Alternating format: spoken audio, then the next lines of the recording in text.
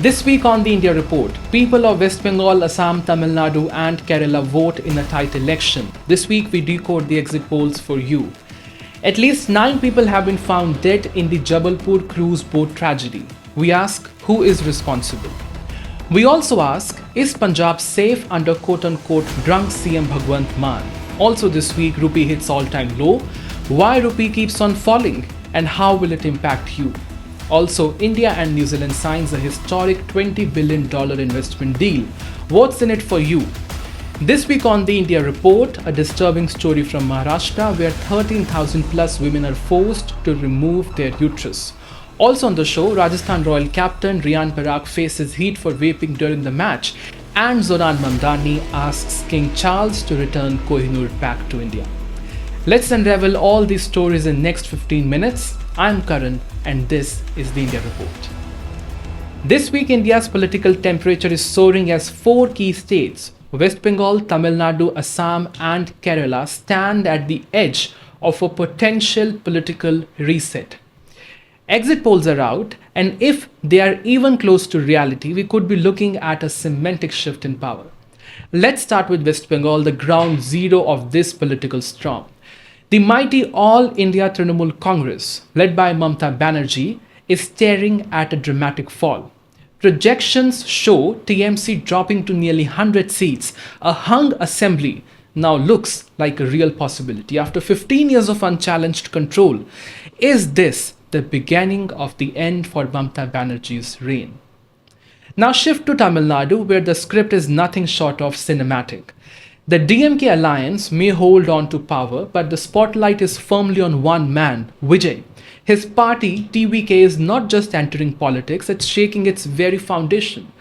Could this be the moment Tamil Nadu breaks free from the decades-old DMK versus AIA-DMK duopoly? And Kerala, meanwhile, could be returning to its political rhythm. Known for its pendulum politics, the state may once again switch sides. Close fight, but one that could unset the incumbent and reinforce Kerala's tradition of constant change. And there is Assam's assembly where the story is completely opposite: stability, strength and sheer dominance. The Bharatiya Janata Party, led by NDA, is projected to storm past 100 seats with nearly 50% vote share. A hat-trick victory almost looks uncertain. So what are we witnessing? Maybe a political paradox. Chaos in one state and continuity in another. But one thing is clear, if these exit polls hold, India is in for a political earthquake. Now let's talk about a tragedy that should shake us, but somehow never does. The Jabalpur cruise disaster has left at least 9 people dead, several missing and families devastated. But here is the uncomfortable truth. Will anything actually change? Because in India, we have seen this pattern before. Unless 50, 70 or 100 people die, we don't take accidents seriously. 9 life lost. It's become just another headline, just another incident, just another compensation announcement. And then there is a long silence. I want you to think about this. If an individual caused even one death, they would be behind bars, facing the harshest charges. But when it comes to systematic failure, when it comes to those responsible for public safety, accountability disappears.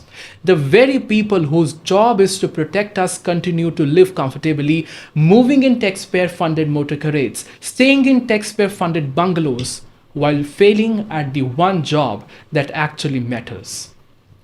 Early reports from the tragedy are deeply disturbing. A boat carrying around 40 passengers, including children, was operating without tickets. No proper weather monitoring systems were there, without getting any warnings and even ignoring the warnings that they got. Video shows that life jackets were unpacked only after the water has already started filling in the boat. This wasn't just an accident, it was negligence waiting to happen. And yet, what do we see? Maybe suspensions, transfers and committees. The usual same old playbook. A few low-level officials may lose their jobs or may not, while the larger system escapes the complete accountability, complete scrutiny. Also, this is not just about Jabalpur, you see. It's a pattern: open potholes that kill bridges, that kill fires into buildings with no safety exits. Every time outrage follows, you and me talk about this, every time promises are made, and every time nothing fundamentally changes. So the real question is, when will this stop? And how many more lives need to be lost before accountability scrutiny becomes real. Because until responsibility is fixed at the top, tragedies like these, tragedies like Jabalpur, are not accidents, they are inevitabilities. Now let's talk about something that has sparked serious outrage in Punjab. Allegations were raised inside the assembly that Chief Minister Bhagwant Mann was in an inebriated state during proceedings. Let's be very clear here. These are allegations made by the opposition, denied by the government, and never officially tested. But here is the real issue. If such a serious charge is made against a sitting chief minister, why not prove it wrong? Why refuse a simple alcohol test inside what we all call the temple of democracy? You see, Punjab is not just any other state. It is a border state. It has border with Pakistan. It is already battling drug abuse, already battling gangster networks and law and order concerns. And in middle of all this, even the perception that chief minister may not be under full control raises serious question. Think about it. If you showed up drunk at your workplace, would you still have a job next day? Probably not. But in politics, as I said earlier, accountability seems optional. The Aam Aadmi Party government has dismissed these claims, calling them baseless. Maybe they are not. But then why not shut these claims down with transparency? In a state like Punjab, perception matters as much as reality, and right now, both are raising uncomfortable questions. Now let's talk about your money, because this directly impacts you. The Indian rupee has hit a record low, sliding to nearly 95.3 against the dollar, putting the Reserve Bank of India back on the defensive.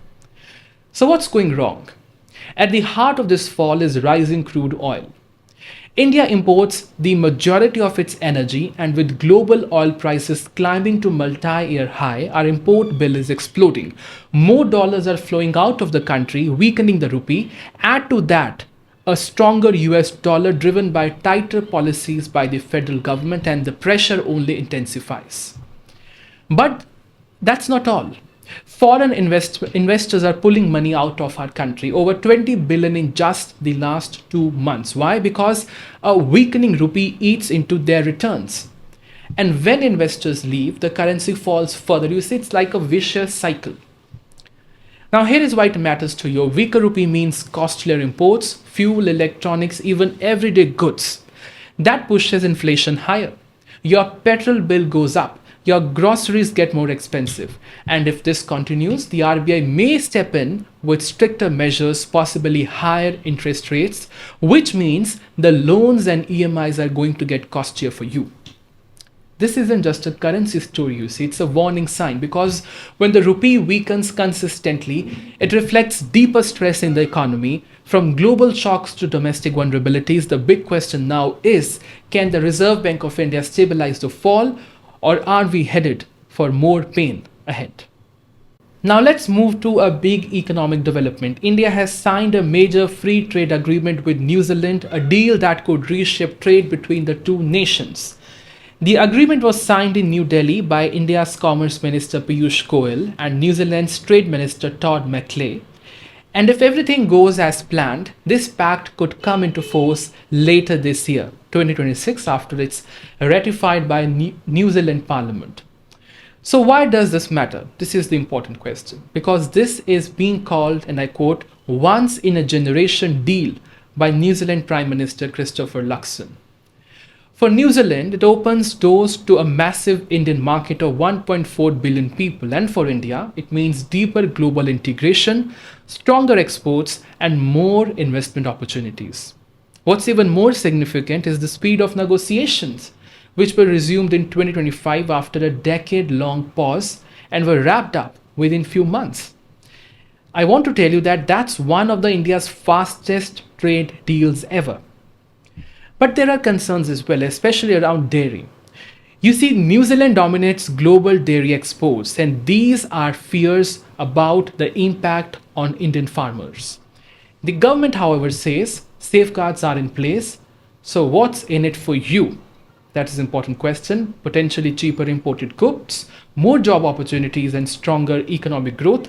But the real question is, will it be coming into execution soon? Will it pass the test of execution? Because trade deals do good on paper, but their success depends on how well they work on the ground.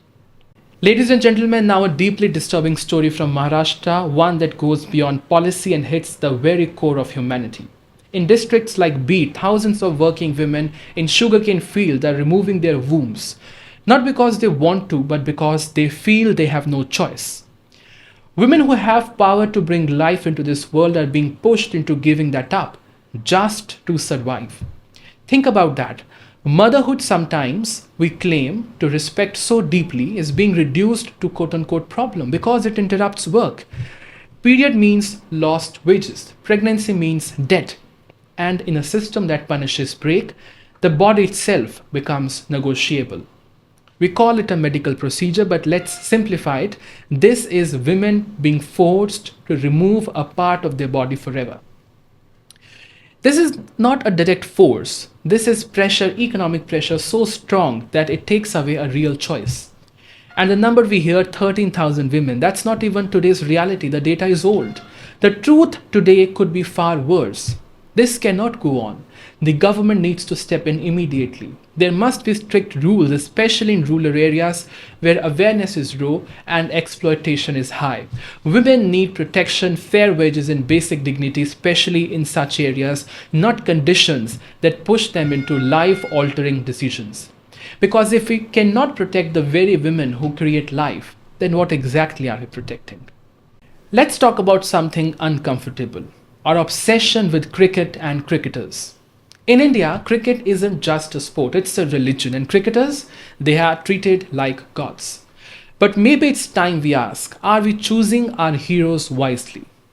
Riyan Parag, captain of Rajasthan Royals, has been fined 25% of his match fee after being caught vaping during a live Indian Premier League match. And this is not just a mistake. This is a public figure live on television casually doing something that is actually banned in our country, India. And that's the problem. Millions of young fans watch these players. They copy them. They idolize them. When a cricketer behaves irresponsibly, it does not stay on the field. It travels into homes, into hobbies, into habits, into society. Imagine this, if an ordinary person was caught doing the same thing, there could have been legal consequences. But in cricket, a fine, a statement, and we move on. This is not about one player. It is about a culture where performance on the field excuses everything, excuses behavior of it. We celebrate centuries, we worship sixes, but we ignore conduct. Maybe it's time to change that, because heroes are not just made by talent, they are defined by responsibility. And if we continue to idolize without questioning, we are setting the wrong standards for an entire generation. And finally, let's end on a lighter note, but slightly awkward one. Zoran Mamdani, the mayor of New York City, just did what many Indians have dreamt of. He said he will ask King Charles III to return the Koh-i-Noor.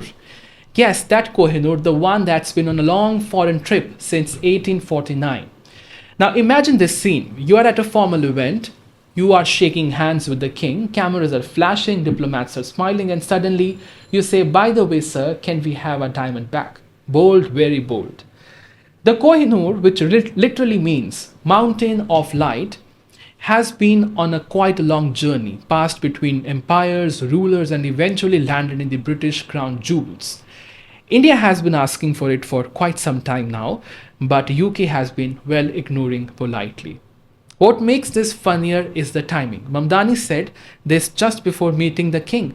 Now we don't know if he actually asked this or not, but imagine the king's reaction if he did. But jokes aside, it does raise a real question. How long is borrowed too long? Because at this point, the Koh-i-Noor is not just a diamond, it is history, politics, and clearly still a conversation starter for many. And that's all I have for you on the India Report this week. I will see you next week with all the latest updates from India.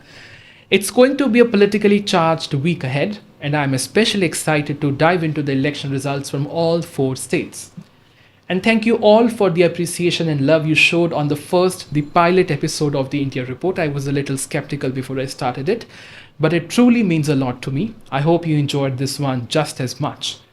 See you next week. Until then, take care, and thank you very much for giving me your time, for watching this episode.